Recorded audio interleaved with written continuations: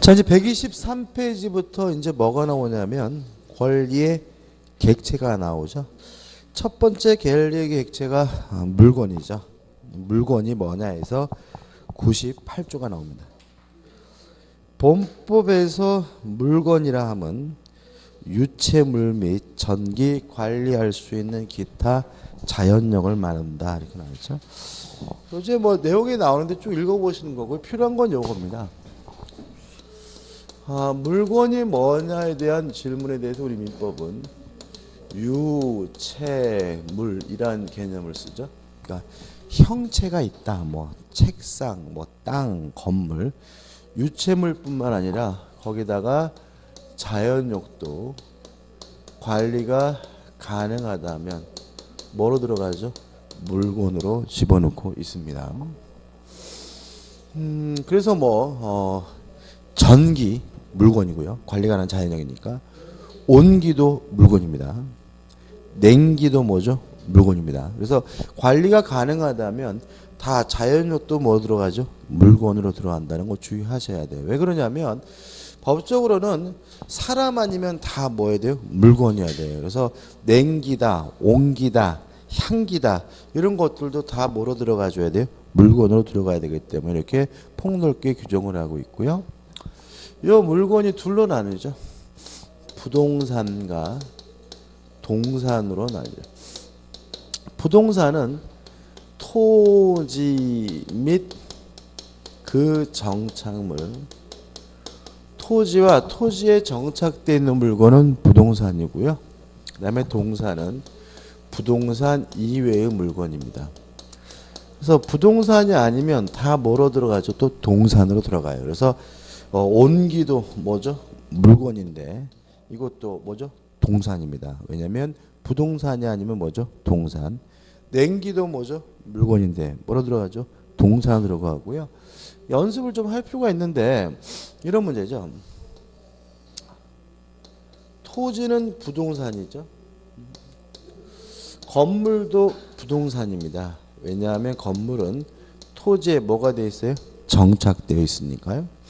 따라서 건물이 부동산인 이유는 토지에 정착되어 있기 때문에 부동산이지 건물 자체가 부동산인 것은 아니에요. 그래서 예를 들어서 컨테이너 하우스다 그러면 동산입니다. 왜냐하면 토지에 뭐가 되어 있잖아요? 정착되어 있지 않죠. 동의하시죠? 그죠? 지게차로 들 수 있잖아요. 그래서 정착돼야 돼요. 요 건물 앞에 나무가 자라고 있어요. 나무는 동산일까요? 부동산일까요? 부동산입니다. 토지에 뭐가 되어 있어요? 정착되어 있기 때문에. 배추밭에 배추가 자라고 있어요. 요 배추밭에 배추도 부동산입니다. 토지에 뭐가 되어 있어요? 정착되어 있기 때문에요. 이 나무가 사과나무인데 사과나무에 사과가 자라고 있어요. 요 사과나무의 사과도 뭐예요? 부동산입니다. 토지에 뭐가 되어 있어요? 정착되어 있으니까요. 그래서 우리가 민법 측에서 농작물 하면 자꾸 뭐가 떠오르냐면 동산이 떠오르는데 농작물도 아직 수확하기 전이면 뭐예요? 부동산이고요. 사과나무의 사과, 미분리 과실도 자꾸 동산으로 떠올리는데 이것도 법적으로 뭐가 돼요? 부동산입니다. 물론 나무를 자르면 뭐로 바뀌어요? 동산으로 바꾸고 사과를 따면 뭐로 바뀌어요? 동산으로 바꾸고 배추를 뽑으면 뭐로 바뀝니까? 동산으로 바뀌지만 뭐 잘랐다, 뽑았다 뭐 이런 말이 없다면 일단 무엇을 전제로 해서요? 부동산을 전제로 해서 논리를 쫓아가야 됨을 주의하시기 바랍니다. 다시 말하면 농작물도 뭐예요? 부동산이고 미분리 과실 안 딴 사과도 뭐죠? 부동산이고 수목도 뭐예요? 부동산입니다. 뭐 나뭇잎도 물론 뭐죠? 부동산이 되겠죠. 그죠? 이거 하나만 좀 주의하시면 돼요. 이 정도만 수업도 중요하고요. 나머지 것도 교재 쭉 읽어보는 거죠. 그래서 교재 보시면 2번 물건으로 외부의 일부일 것 해서 원래 사람의 몸은 뭐가 아니죠? 물건이 아닌데 1번 분리된 신체는 뭐가 돼요? 물건이다. 그래서 머리카락은 뭐가 아니죠? 물건이 아니지만 자르면 뭐로 바뀌어요? 물건으로 바뀌고 손톱도 뭐가 아니에요? 물건이 아니지만 손톱을 자로 바꾸면 뭐로 바꾸죠? 물건으로 바뀌죠. 물론 다 동산이죠. 그 다음에 사람의 시신도 뭐죠? 물건이다. 그죠? 그래서 2번 시체는 물건인가에 관한 학설이 대립이 있는데 결론은 뭐죠? 가 특수소유권설이란 말은 시체도 뭐란 얘기죠? 물건이라는 견해가 통설의 입장입니다. 그 다음에 넘겨보시면 3. 물건은 배타적 지배관계상 독립성을 가져야 됩니다. 따라서 원칙적으로 뭐 물건의 일부는 독립된 물건이 아니죠. 그 다음에 뭐 집합물도 원칙적으로 물건이 아니지만 예외가 있는데 이건 나중에 물건 보여서 봐야 되겠죠. 그 다음에 2번 물건의 분류해가지고 별로 중요한 거 없어요. 단일물, 합성물, 집합물. 그죠? 한 번 쭉 읽어보면 될 것 같고. 우측에 관련 판례 가지고 뭐가 나오냐면 뱀장어 사건이 나오고 있는데 이 뱀장어 사건은 좀 중요해요. 왜냐하면 집합물에 관한 물권이 인정된다는 얘기거든요. 일단 이 뱀장어 사건 좀 설명드려야 되는데 먼저 양도담보라는 개념을 좀 말씀드리면 양도담보라는 건 뭐냐면 소유권을 이전하는 형식으로 이루어지는 담보를 우리가 양도담보라고 하고요. 구체적인 내용은 뭐 특별한 건 없고 그 내용은 저당권과 유사하다. 이 정도만 생각하시면 돼요. 이런 문제입니다. 을이 갑에게 1억을 빌려주고요. 1억을 담보하기 위해서 갑 소유 A 건물에다가 담보를 설정하려고 하는데 요 A 건물이 한 1억 2천 정도 한다라고 가정을 해볼게요. 그러면 을의 입장에서는 저당권 설정하고는 1억을 빌려줄 수가 없어요. 왜요? 1억 2천짜리 나중에 경매한다 그래서 1억이 나온다는 보장은 없죠. 그래서 우리가 저당권 설정하면 많이 나와봐야 뭐 한 7, 8천, 뭐 9천 이 정도 나올까요? 그렇기 때문에 채권자 입장에서는 요거는 담보로서 뭐예요? 부족하죠. 그 다음에 채무자도 자기가 자산이 얼마가 있어요? 1억 2천 있는데 저당권 설정하고 돈 이빠이 빌려봐야 7, 8천 밖에 못 빌린다는 것은 불만인 거죠. 이때 뭐가 이루어지냐면 담보 목조로 갑에서 을로 소유권이 이전될 수가 있어요. 우리가 소유권을 이전하는 것을 우리가 뭐라 그러죠? 양도한다고 하니까 이게 뭐냐면 양도담보예요. 그래서 양도담보란 소유권을 이전하는 형식으로 이루어지는 담보가 뭐죠? 양도담보고요. 어떤 장점이 있냐면 일단 채권자는 자기 앞으로 부동산이면 이전 등기가 되어 있기 때문에 안 갚으면 그냥 가지면 되죠. 그래서 경매할 필요 없어요. 1억 2천을 다 확보한다는 장점이 있고요. 또 채무자 입장에서는 양도담보를 설정하게 하면 돈을 이빠이 빌릴 수가 있죠. 뭐 이제는 거의 1억 2천 다 빌릴 수 있단 말이죠. 그래서 의외로 실무적으로 대단히 굉장히 많이 써요. 이거 오히려 저당권보다 더 많습니다. 실무적으로 굉장히 많이 쓰이는데 이거 우리가 뭐죠? 양도담보라고 해요. 양도담보란 소유권을 이전하는 방식이 이루어지는 담보를 말하고요. 일반적으로 이 부동산과 같은 경우에 흔하지만 양도담보는 소유권만 이전할 수 있다면 어떤 물건도 다 양도담보를 설정할 수가 있어요. 다시 한번요. 양도담보란 뭐만 이전할 수 있다면요. 소유권만 이전할 수 있다면 어떤 물건도 무엇은 설정할 수 있어요? 양도담보는 설정할 수 있는 거죠. 예를 들어서 동산 같은 경우 저당권 설정 못해요. 왜요? 동산은 저당권이 성립되려면 뭘 해야 되냐면 등기를 해야 되는데 동산은 뭘 못해요? 등기를 못하잖아요. 근데 양도담보는 할 수가 있어요. 왜요? 동산은 당연히 뭘 할 수 있습니까? 소유권을 이전할 수가 있잖아요. 그래서 아무튼 소유권을 이전하는 방식으로 이루어지는 담보가 뭐죠? 양도담보고 어떤 물건이든지 간에 소유권만 이전할 수 있다면 뭘 설정할 수 있습니까? 양도담보를 설정할 수가 있습니다. 이 판례는 이런 사실관계입니다. 갑이라는 사람이 뱀장어 양식을 하는 사람입니다. 이 뱀장어 양식을 하는 갑이 수협으로부터 뭘 받으려고 하냐면 대출을 받으려고 하는데 문제는 뭐냐면 뭐 양식장에 있는 토지나 건물은 별 가치를 안 한다는 거죠. 그래서 수협 직원이 가만히 물어보는 거죠. 사장님은 뭐가 제일 가치가 있습니까? 물어봤더니 나야 요 뱀장어들이 제일 가치가 있지 해가지고 뱀장어 양식장에 있는 양만장이라 그러더라고요. 이렇게 하나의 수조죠. 양만장 내에 있는 요 뱀장어들에다가 뭘 설정하려고 해요? 담보를 설정하려고 해요. 이해되시죠? 근데 물론 뱀장어에 대해서 뭘 할 수 있어요? 소유권을 이전할 수가 있으니까 저당권은 설정하지 못하지만 뭐는 설정할 수 있는 거예요? 양도담보는 설정할 수가 있는 거예요. 그래서 갑이 요 을에게 양만장 내에 있는 모든 뱀장어를 소유권을 이전한다고 소를 작성하고요. 수협 앞에 뭘 설정해 줬냐면 양도담보를 설정해 줬어요. 여기서 기억할 것은 뱀장어와 같은 무엇도요? 집합물도 양도담보를 설정하는 것은 뭐죠? 가능하고도 뭐요? 유효하다. 이게 첫 번째 기억할 내용이에요. 이해되시죠? 그죠? 근데 이제 세월이 흘렀어요. 몇 년 지났는데 갑이 대출을 안 갚아요. 안 갚으니까 수협 입장에서는 어떻게 해요?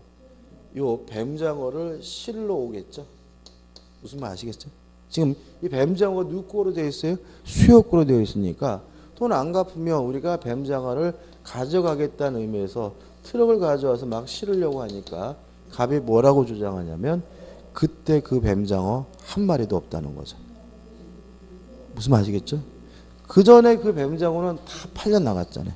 팔려 나가가지고 뭐죠? 장어 덮밥이나 뭐 이런 거로 되었고 지금 들어있는 뱀장어는 뭐죠? 그때 그 뱀장어, 네 뱀장어 하나도 없으니까 요 뱀장어를 실어갈 수 없다라고 뭐죠? 주장을 해가지고 갑과 수협 간에 뭐가 되어진 거죠? 재판이 벌어지게 된 거예요. 그래서 결론 보시면 관렘팔레 가지고 위로부터 다 읽어볼까요? 관렘팔레 이렇게 되죠. 증감 변동하는 동사의 집합물에 대한 양도 담보 설정 계약은 목적물이 특정될 수 있으면 유효하다. 그래서 보시면 증감 변동하는 동사를 하나의 물건으로 보아 채권 담보의 목적으로 삼으려는 이른바 집합물에 대한 양도 담보 설정 계약 체결도 가능하며 첫 번째 기억하고 집합물에 대한 무엇도 가능하죠? 양도 담보 설정도 가능하다. 이게 왜 그 목적도 동산이 담보 설정자와 다른 물건과 구별될 수 있도록 그 종류, 장소 또는 수량 지정 등의 방법에 특정되어 있으면 그 집합물 전부를 하나의 재산권으로 보아 유효한 담보권이 설정된 것이라 볼 수 있다. 따라서 성장을 계속하는 어류일지라도 특정 양만장 내의 뱀장어 등 어류 전부에 대한 양도담보 계약은 그 담보 목적물이 특정되었으므로 유효하게 뭐죠? 성립된다. 라는 말은 그때 그 뱀장어가 한 마리로 없다 하더라도 요 양만장 내에 있는 모든 뱀장어에 대해서는 양도담보로서 뭐요? 아직도 뭐죠? 유효하다는 거죠. 그래서 수협은 그 뱀장어를 뭐 할 수 있어요? 실어가는 것이 가능하다. 이런 얘기고 제가 열심히 설명드리는 이유는 뭘 기억하자고요? 뱀장어와 같은 집합물에 대해서도 양도담보 설정이 가능하고도 뭐예요? 유효하다. 꼭 기억해 두셨으면 좋겠어요. 그 다음에 거래 능력에 따라서 융통물 거래할 수 있는 거 불융통물 해가지고 국유재산이 나오죠. 국유재산에 대해서 우리 민법은 세수는 안 해요. 1. 공용물 이렇게 되죠. 한자로 쓰면 그 다음에 2. 공공용물이죠. 그 다음에 3 해가지고 금재물인데 여기서는 뭐가 들어가냐면 일반 재산이 들어가요. 일반 재산하고 국유재산이 그 세 가지로 나뉩니다. 한자 쓴 이유는 같은 말이 반복돼서 그러고요. 공용물은 국가가 소유하고 있고 사용도 국가나 지방자치단체가 사용하고 있는 국유재산을 공용물이라고 하고요. 교재에서 얘가 나와 있지만 시청, 청사나 교도소 건물, 경찰서 건물 이런 것들을 말하겠죠. 공공용물은 뭐냐면 국가가 쓰고 있기는 하지만 그 사용은 일반 공중, 일반 대중이 사용하는 국가재산을 우리가 공공용물이라고 하고요. 가장 대표적인 것은 공중화장실입니다. 공중화장실, 뭐 공원, 박물관 이런 것들을 들 수가 있고요. 이러한 공용물이나 공공용물은 거래할 수가 없습니다. 다시 말하면 불유통물이라는 거죠. 다만 이 공용물이나 공공용물이 공용이 폐지가 되면 이제는 뭐로 바뀌냐면 일반 재산으로 전환되고요. 일반 재산의 경우에는 구구재산이라 하더라도 거래하는 것이 가능한 것이 돼요.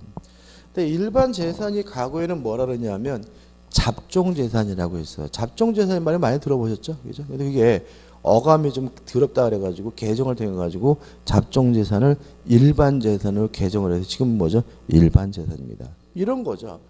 예를 들어가지고 서구 경찰서예요. 그럼 경찰서 건물은 뭐죠? 공용물이냐? 경찰서 건물은 뭐 할 수 없어요? 거래할 수가 없는 거죠. 근데 이 경찰서 건물이 다른 데에 뭐 하게 돼 있어요? 이사 가게 됐어요. 그러면 그 경찰 건물에 대해서 뭐가 이루어지게 되는 거죠? 공용 폐지가 이루어지게 되고요. 그럼 이제 그것이 뭐로 바뀝니까? 일반 재산으로 바뀌고 일반 재산으로 바뀌면 뭐가 가능해지는 거죠? 거래가 가능해지게 된다. 이런 논리죠. 그 다음에 3번 금재물 한번 보시면 될 것 같고 그 다음에 융통물은 다음 4가지로 다시 구분된다 가지고 1. 대체물, 부대체물 그 다음에 넘겨보시면 특정물, 불특정물이죠. 근데 대체물, 부대체물은 거래관념에 의한 분류 이런 말씀을 적어드렸고 특정물, 불특정물은 뭐죠? 당사자 주관적 기준 이렇게 나와 있죠. 예를 들어 가지고 토지 같은 경우에는 세상에 똑같은 토지가 없죠. 다 다른 거잖아요. 그죠? 위치가 다 다르니까. 따라서 똑같은 물건이 없다. 다른 물건으로 바꿀 수가 없으니까 토지 같은 건 뭐가 돼요? 부대체물이 되는 거죠. 근데 예를 들어 가지고 소나타 자동차다. 이러면 소나타 자동차는 많잖아요. 그죠? 많잖아 말은 다른 거로 어떻게 바꿀 수가 있습니까? 이거는 뭐예요? 대체물이고요. 또 다른 물건을 바꿀 수 있다는 말은 결국 뭐죠? 불특정물인 거죠. 물론 토지 같은 경우는 부대체물이고 똑같은 물건이 없으니까 뭐가 돼요? 특정물이 되는데 문제는 만약에 이렇게 할 수 있죠. 요 소나타 자동차라고 지정을 하게 되면 이제 그 소나타 자동차는 세상에 한 대밖에 없는 거죠. 다시 말하면 그냥 통틀어서 소나타 자동차 이렇게 결의했다면 똑같은 물건이 어떻게 해요? 많고 다른 물건을 어떻게 해요? 바꿀 수가 있을 텐데 요 소나타 자동차라고 정해버리면 이제는 그 자동차는 세상에 똑같은 물건이 없잖아요. 그럼 뭐로 바뀌는 거죠? 불특정물, 뭘로 바뀌는 거죠? 특정물로 전환되게 되는 거죠. 그래서 우리가 뭐 대체물이다 부대체물은 거래관념이나 물리적 구조에 따른 기준이고요. 특정물이다 불특정물은 결국 뭐예요? 주관적 의사에 의해서 특정물일 수도 있고 뭐일 수도 있어요? 불특정물일 수도 있다는 거예요. 그죠? 그래서 우리가 소나타 자동차 그러면 세상에 똑같은 물건이 많으니까 불특정물인데 요 소나타 자동차라고 정하면 이제는 그 자동차는 그것밖에 없으니까 뭐로 바뀌는 거죠? 특정물로 바뀌므로 특정물인지 불특정물인지 여부는 당사자의 주관적 의사 내지 기준에 따라서 분류가 된다. 이런 의미가 중요한 건 아닙니다. 3번 분할의 유무에 의한 분류해가지고 분리할 수 있으면 뭐죠? 가분문. 분리할 수 없으면 불가분문. 4번 반복 사용이 가능한 자에 따라서 사용함으로써 없어지는 것은 뭐예요? 소비물. 사용했는데도 불구하고 안 없어지는 것은 뭐죠? 비소비물이 되는 거죠. 그다음 우측에 보시면 동산과 부동산 해가지고 복잡하게 나와 있는데 다시 말씀드리지만 요 정도만 하자고요. 요 정도만 할 거고 그 다음에 수목은 뭐죠? 부동산이지만 자르면 뭐로 바뀌어요? 동산. 사과 나무의 사과는 뭐죠? 부동산이지만 따면 뭐로 바뀌어요? 동산으로 바뀌고 배추밭의 배추는 뭐예요? 부동산이지만 뽑으면 뭐로 바뀌죠? 동산으로 바뀐다. 이 정도만 하면 되고 한번 쭉 읽어보시는 겁니다. 그 다음에 넘겨보시면 4번 독립된 부동산에서 건물이 나오고 임목, 서 있는 나무가 나오고 그 다음에 다라마에서 명인 방법이 나오죠. 여기 명인 방법은 나중에 물권법 할 때 설명드릴 거고요. 그 다음에 우측에 보시면 토지 소유권의 상수를 원인으로서 뭐죠? 포락이 나옵니다. 아까 양도담보처럼 이것도 가끔 판례가 나와서 간단히 말씀드리면 이런 문제예요. 이 사건은 어떤 문제냐면 낙동강이고 이게 바다예요. 낙동강이 바다인데 요 갑이라는 사람이 땅을 이렇게 가지고 있었어요.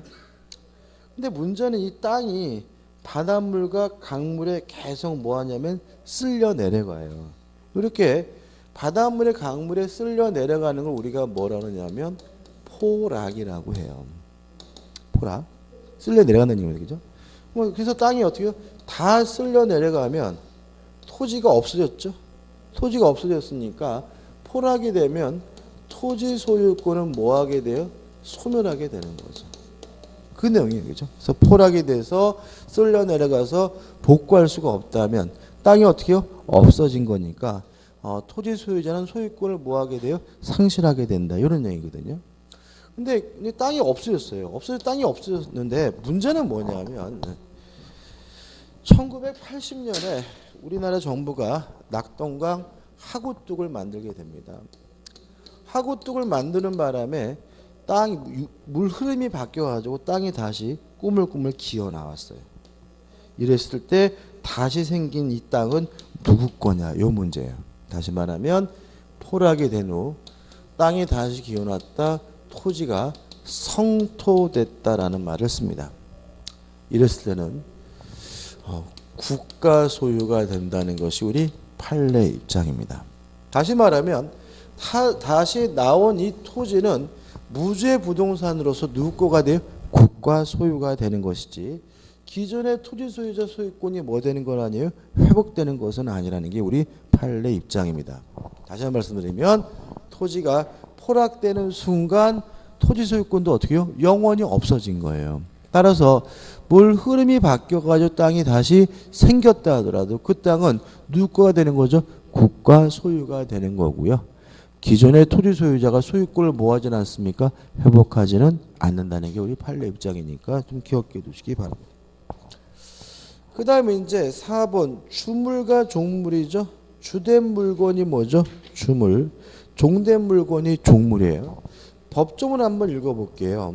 100조가 나오는데 1항 물건의 소유자가 그 물건의 상용에 공하기 위하여 말이 참 들을기 어렵죠. 그죠? 이 상용이라는 말은 일상적 이용 이 정도예요. 일상적 이용에 제공되기 위하여 자기 소유인 다른 물건을 이에 부속하게 한 때 그 부속물은 뭐죠? 종물입니다. 근데 여기서 좀 조심할 것은 뭐냐면 좀 생각해 볼 게 있다는 거죠. 나중에 우리가 또 부합이라는 개념을 받게 되면 이제 알게 되는데 자 부속시켰어요. 부속시켰는데 이것이 만약에 분리할 수가 없어요. 분리하는 것이 불가능하다라고 평가된다면 요거는 뭐라 그러냐면 부합물이라고 합니다. 부합물이라고. 자, 분리하는 것이 가능하긴 해요. 가능하긴 한데 여기서 상용에 공한다는 말은 그것이 주된 물건과 결합이 되어 의미가 있다는 얘기예요. 주된 물건과 결합이 되어 있어야 존재 가치가 있다는 얘기고 다른 말로 하면 분리가 된다면 그 물건 자체가 존재 가치가 없는 것으로 평가된다면 이때 이걸 우리가 뭐라 하냐면 종물이라고 해요. 뭐라고 한다고요? 종물. 자, 한번 생각해 보죠. 제가 자동차를 구입을 했는데 자동차에 뭐가 있냐면 타이어가 달려 있어요. 그죠? 그러면 이 자동차 타이어는 뭐 할 수 있습니까? 분리할 수 있죠. 근데 자동차 타이어를 분리하면 타이어는 의미가 없죠. 타이어가 존재 가치가 있으려면 반드시 무엇과 결합되어 있어야 돼요? 자동차와 결합되어 있어야 되니까 이 타이어는 분리할 수는 있지만 분리하면 아무런 존재 가치가 없으므로 타이어는 뭐가 돼요? 종물이 되고요. 자동차는 뭐가 되는 거죠? 주물이 되는 거죠. 그 다음에 제가 내비게이션을 샀어요. 근데 내비게이션을 사가지고 이거를 두 가지 방식 있잖아요. 매립한다 그러나요? 그죠? 매립하는 경우도 있고 아니면 그냥 뽁뽁이 맞나요? 그죠? 이렇게 붙이는 거. 뽁뽁이라 그럴까요? 맞나? 그 표현이 맞나요? 찍찍이? 뽁뽁이? 찍찍이. 찍찍이를 가지고 뭐죠? 유리에다 뭐죠? 부착하는 방법 두 가지가 있잖아요. 근데 만약에 찍찍이로 유리에 붙이는 거는 분리할 수 있죠. 그죠? 분리될 수도 있고 요 분리하더라도 뭐 자동차용에 큰 의미는 없잖아요. 이 경우에는 타이어를 빼면 자동차가 못 다니죠. 그렇지만 이 경우에는 내비게이션을 띄더라도 자동차는 다니잖아요. 그죠? 그러니까 이거는 뭐예요? 분리될 수도 있고 분리되는 상관이 없으니까 얘는 종물도 아니고 뭣도 아니에요? 부합물도 아닌 뭐죠? 독립된 물건인 거죠. 근데 만약에 매립해 놨어요. 그러면 현실적으로 뭐 하다고 봐야 돼요? 분리하는 것이 뭐죠? 불가능하다고 봐야 되니까 그때는 뭐가 되는 거죠? 부합물이 되는 거죠. 자, 이런 상태에서 제가 자동차를 팔았어요. 자동차를 팔면 타이어도 넘어가죠. 그죠? 만나가지고 내가 당신한테 자동차 팔았지 언제 타이어 팔았어라고 할 수는 없는 거예요. 왜요? 자동차를 팔면 타이어도 어떻게 쫓아가는 것이 뭐예요? 원칙이니까. 그죠? 또 자동차를 팔면 매립된 내비게이션으로 넘어가겠죠? 물론 이거는 뭐예요? 뽑아도 상관없죠. 왜? 넘어가는 게 아니니까. 그죠? 그래서 맨 밑에 보시면 이왕 중물은 주물의 처분에 따른다 이렇게 나와 있어요. 따라서 자동차를 팔면 무엇도 쫓아가는 거예요? 타이어도 쫓아가는 거예요. 그죠? 근데 유의하실 것은 마지막에 살짝 찍 해가지고 임의 규정. 무슨 말이냐면 강행 규정이 아니기 때문에 특약으로 뭐 할 수 있어요? 배제할 수가 있어요. 맨 밑에 마지막에 다시 한번 중요합니다. 넘기지 마세요. 자, 법정 오고 있습니다. 맨 밑에 뭐라고 되어 있어요? 종물은 주분의 처분에 따른다. 화살표 찍혀가지고 뭐라고요? 임의 규정. 다시 설명드리면 자동차를 팔면 뭐도 쫓아가는 게 원칙이에요? 타이어도 쫓아가는 것이 원칙이지만 특약으로 타이어는 빼고 사겠다. 타이어는 빼고 팔겠다. 특약으로 뭐 할 수 있어요? 분리처분은 가능한 겁니다. 이해되시나요? 자, 그럼 넘겨보자고요. 넘겨보시면 종물의 요건에서 중요한 거지 않은 게 나오는데 1번 주물 자체의 경제적 효용에 뭐죠? 직접 이바지할 것. 다시 말하면 주물에 달라붙어 있으므로 주물 자체 경제적 자체의 뭐죠? 가치에 이바지해야 되고요. 2번 장소적으로 밀접한 위치에 있고 3번 독립한 물건이라는 말은 부합되지 않아야 되고요. 4번 주물과 종물이 모두 동일한 소유자에 의합니다. 따라서 원칙적으로 주된 물건이 팔리면 무엇도요? 종물도 쫓아가는 것이 원칙이지만 다만 임의 규정이기 때문에 특약으로 뭐 할 수 있어요? 배제할 수 있습니다. 2번 판례가 종물로 인정한 것이 나오는데 만약 여러분하고 저하고 한 5년 전에 만나서 이걸 공부하면 이것도 중요합니다 이렇게 말씀드렸을 거예요. 과거에 냈어요. 지금은 절대로 안 냅니다. 안 내니까 의미가 없는데 아무튼 농지 부속한 양수시설은 농지 종물입니다. 따라서 땅을 팔면 무엇도 함께 오는 거예요? 양수시설도 어떻게 해요? 함께 오는 거죠. 또 주유소의 주유기도 분리할 수는 있죠. 부합물은 아니지만 이것도 뭐죠? 종물입니다. 따라서 주유소를 샀다면 무엇도 쫓아오는 거죠? 주유기도 함께 쫓아오는 거죠. 다만 비교 판례는 뭐냐면 땅속에 있는 뭐요? 유류 저장 탱크예요. 유류 저장 탱크는 경제적으로 분리할 수가 없다고 봐야 됩니다. 따라서 그것은 뭐죠? 부합물이 된다는 거. 차이점이 있으니까 조심하시기 바라고요. 그 다음에 3번 횟집에서 붙어있는 수족관도 뭐죠? 종물이다. 따라서 횟집을 사면 무엇도 수족관도 쫓아와야 된다. 그 다음에 4번에서 상식적인 얘기가 나와 있죠. 그 다음에 효과. 종물은 주분의 처분에 따른다. 다음은 유의하실 구축에 맨 위에 나와 있는 것처럼 강행 규정이 아니므로 특약으로 뭐 할 수 있어요? 배제할 수 있다는 거 좀 주의하시기 바랍니다. 그 다음에 과실입니다. 과실은 오늘은 그냥 개념이고요. 개념만 하는 거고 실제로 이제 누가 과실을 갖고 누가 안 갖고는 가장 문제가 되는 부분이 점유권 부분이기 때문에 점유권에서 다시 봐야 되는데 일단 과실이 뭐냐 해가지고 교재 보시면 법조문에 101조 1항 해가지고 물건의 용법에 의하여 수취하는 산출물 이게 천연과실이고 물건의 사용대가 이게 뭐죠? 법정과실 이렇게 나와 있거든요. 근데 101조에 나와 있는 개념 가지고는 문제 풀기 때 도움이 안 돼요. 그래서 우리는 어떻게 이해할 것이냐면 불로소득 이렇게 이해할 거예요. 그래서 노력을 기울이지도 않는데 갖게 되는 소득을 통칭해서 뭐라 그러냐면 과실이라고 합니다. 그래서 물론 월급은 뭐가 아니에요? 과실이 아니에요. 월급은 뭐가 아니에요? 불로소득이 아닌 거죠. 또 과거에 국립공원 입장료가 과실이냐 이게 문제가 됐거든요. 근데 만약에 이것이 그냥 국가가 아무 짓도 안 하고 국민으로부터 받는 입장료라면 불로소득이고 뭐가 되겠어요? 과실이 되겠죠. 근데 그게 아니라는 거죠. 국가는 국립공원을 관리하기 위해서 엄청난 뭘 하게 돼요? 노력을 하잖아요. 그 엄청난 노력에 대한 대가로서 국립공원 입장료를 받는다면 국립공원 입장료는 뭐가 아닌 거죠? 과실이 아닌 거죠. 왜냐하면 과실은 무엇만을 말해요? 불로소득만을 말하는 거죠. 근데 이 불로소득이 두 가지가 있다는 거죠. 천연과실. 제가 사과나무를 가지고 있는데 아무 짓도 안 했는데 사과가 열렸어요. 이 사과는 뭐가 돼요? 천연과실이죠. 근데 조심할 것은 뭐냐면 제가 만약에 사과 농사를 짓는 사람이라면 1년 소득이 과실은 아니에요. 왜냐하면 사과 농사 했을 때 갖는 소득의 대부분은 다 뭐예요? 노동의 대가인 거죠.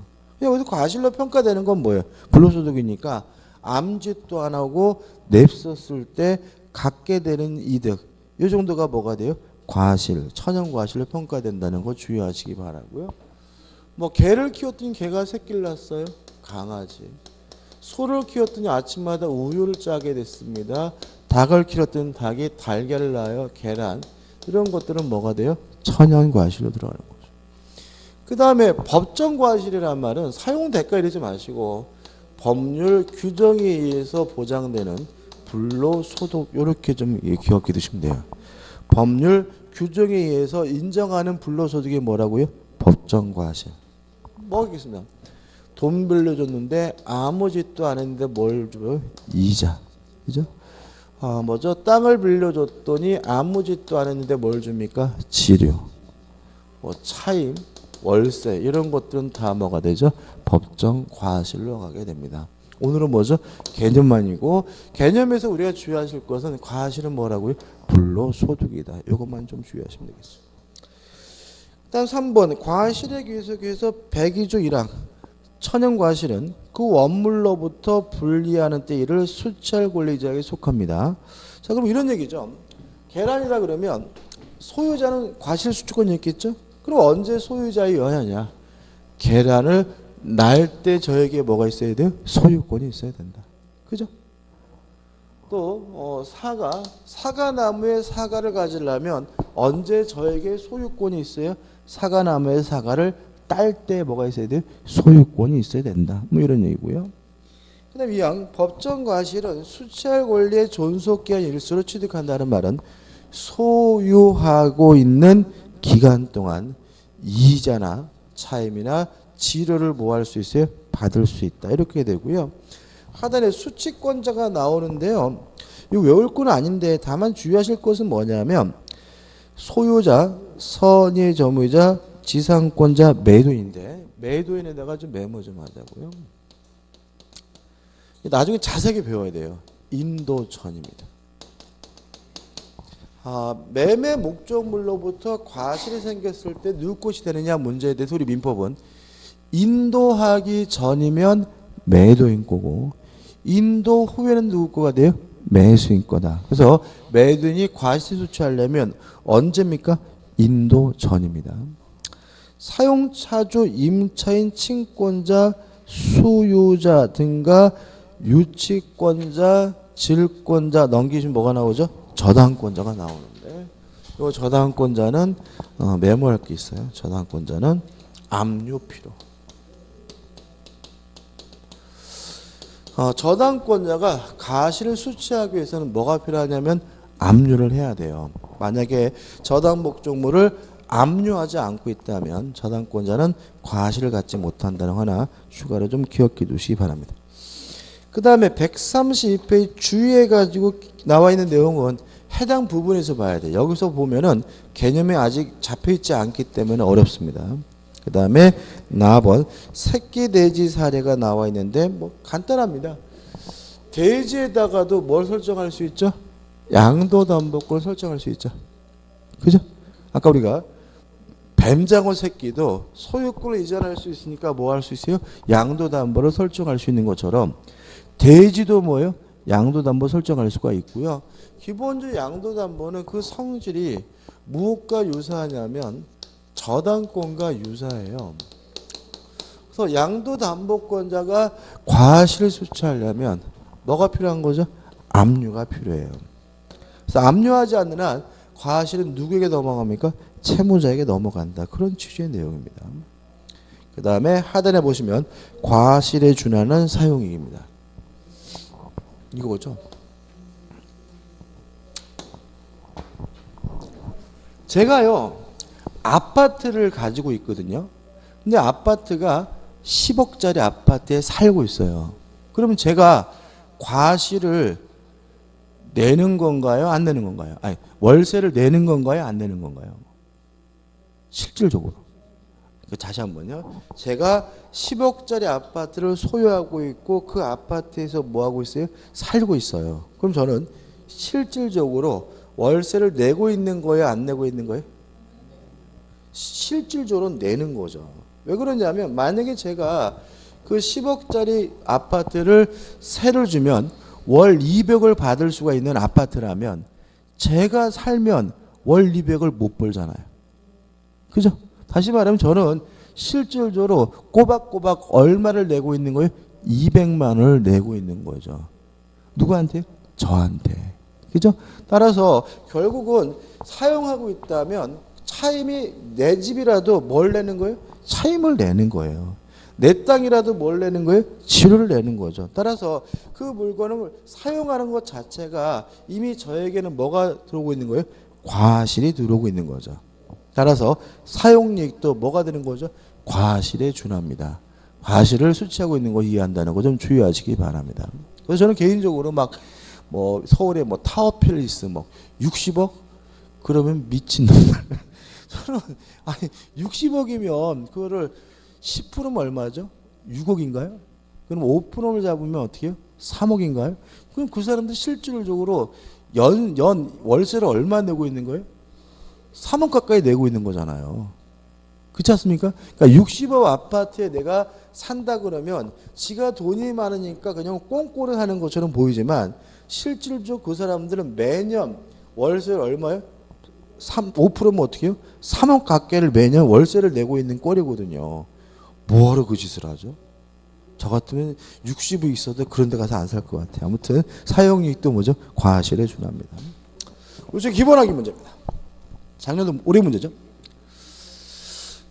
1번 물건에 관한 설명으로 옳지 않은 것은 1번 분묘에 매장된 조상의 유골은 민법이 정하는 제사용 제사인 분묘와 함께 그 제사 주제자에게 승계됩니다.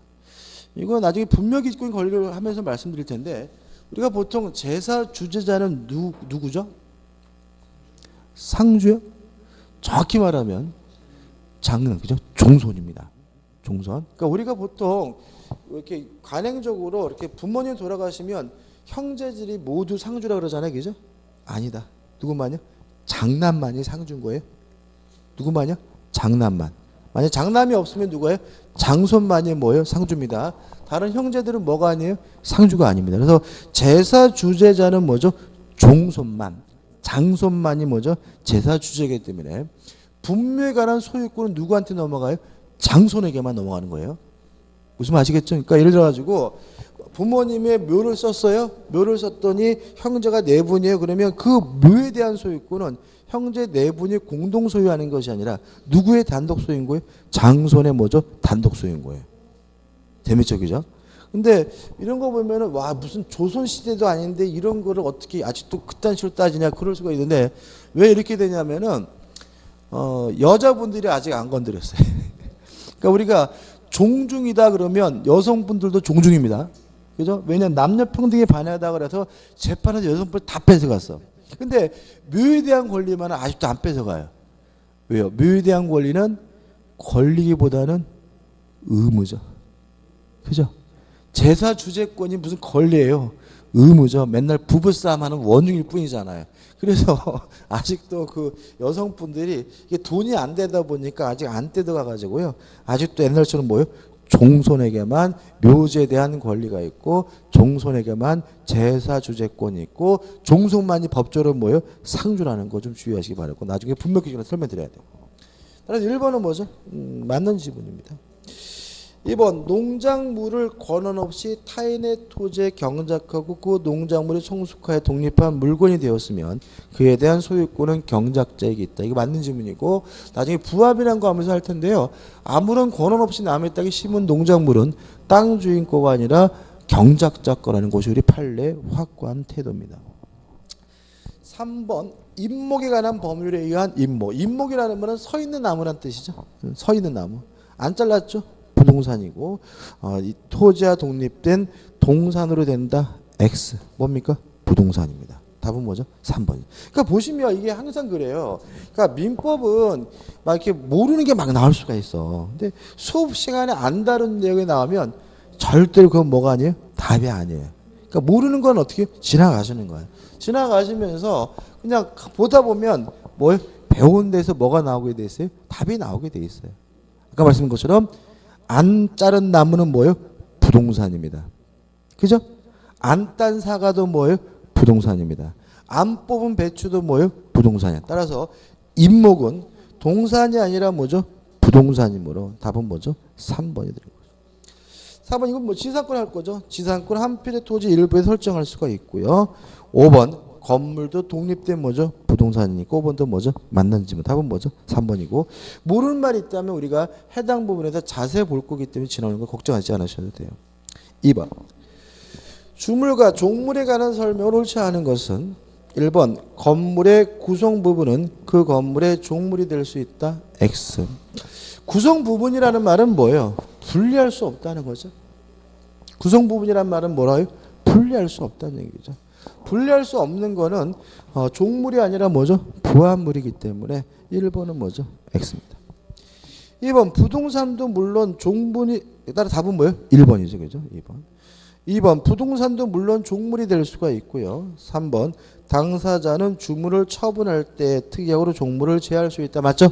주물이 처분되면 종물이 쫓아가는 것이 원칙이지만 특약으로 뭐 할 수 있어요? 배제할 수 있죠.